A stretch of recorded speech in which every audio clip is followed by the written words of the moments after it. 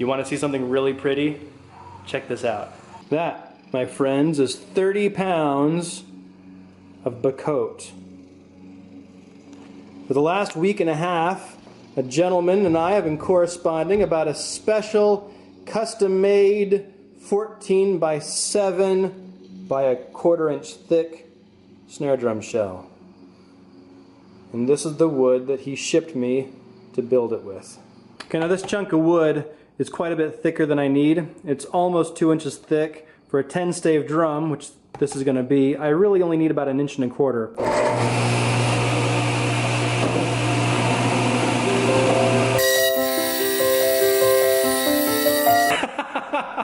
Anyone who works with wood knows that each wood has its own smell.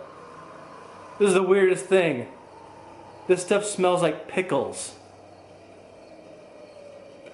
It smells like pickles.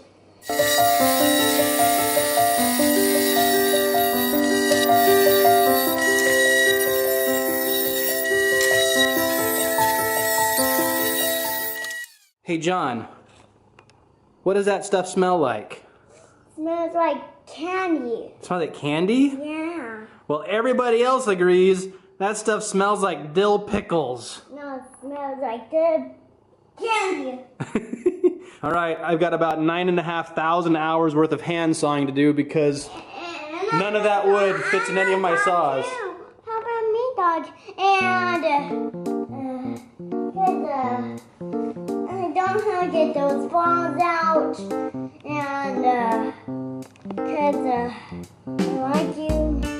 And that means I gotta do it my truth. Goodbye. Bye.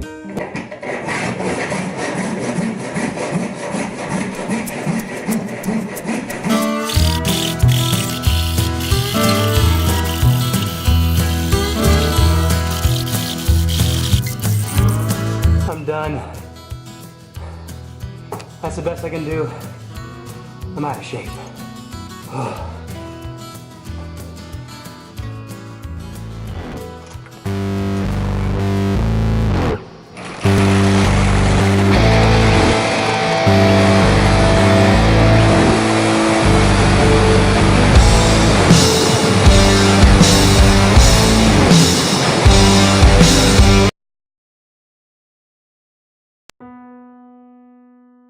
Well,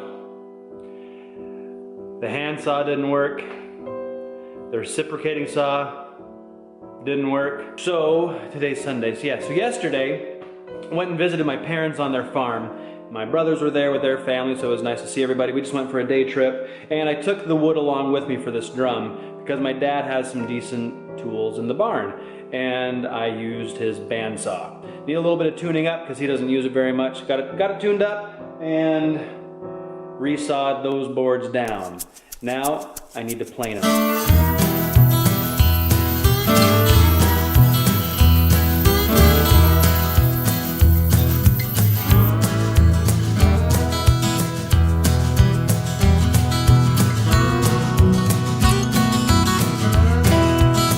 Man, I wish I could smell this stuff. It's bizarre. It's like a pickle factory in here. It's so weird. So what I'm particularly pleased about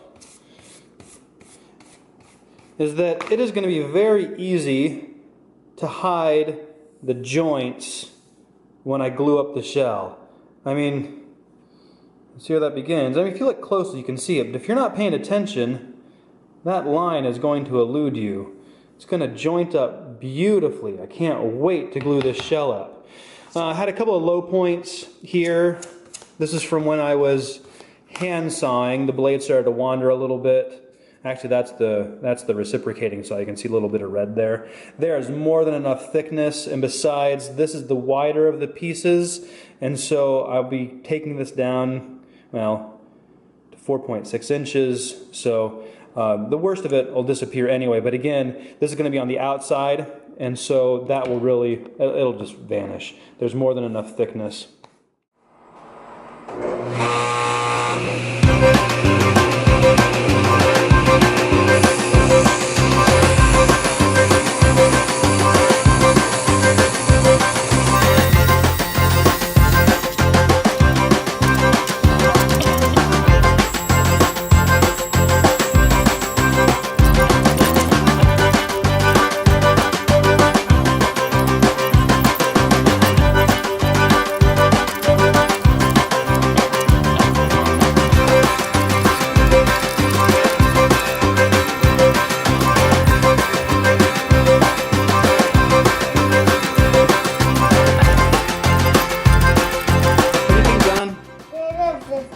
like going and doing camping and watching shows in the dark, and Donnie and Dad in the car, and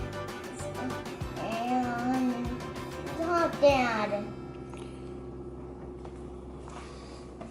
This is by far the heaviest drum shell I've made yet. This thing weighs a ton.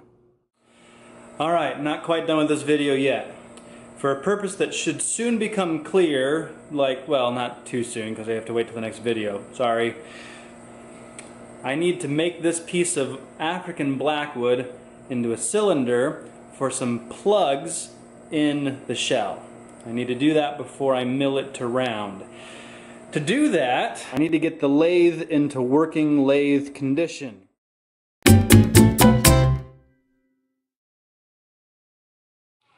Hey, so it's a week later. I think it might be more than a week. I've lost track of time. It's been a while. Doesn't matter. It's been a while. Okay, I need to show you what I'm doing because rounding this piece of blackwood was impossible on my crummy lathe with my bad tools. I need some real turning tools. I need a chuck or a better faceplate, and I need a better end stock.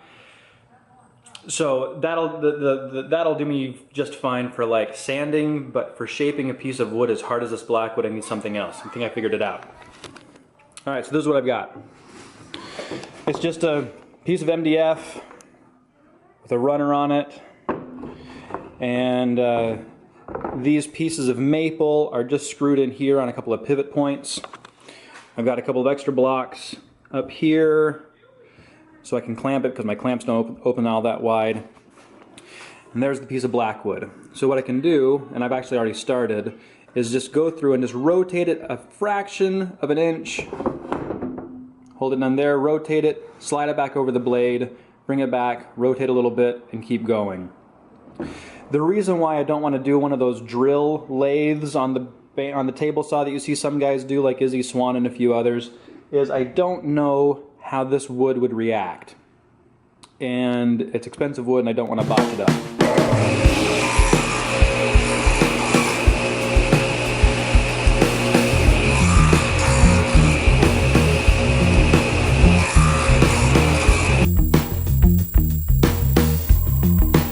Not bad actually. Let's check the size. 1 inch, 7/8. Okay, so maybe pretty much exactly at 1 inch, but it's pretty loose there.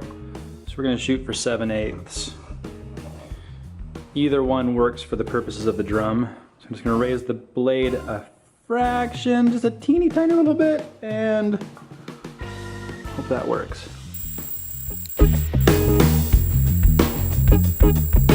Okay, there's still a little bit of space there. That means so it's nice and tight. It gives me some room to sand it down. See, it's not quite perfect,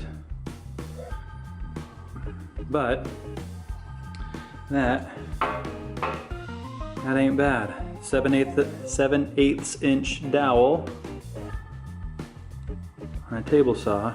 It's about as simple a jig as you get.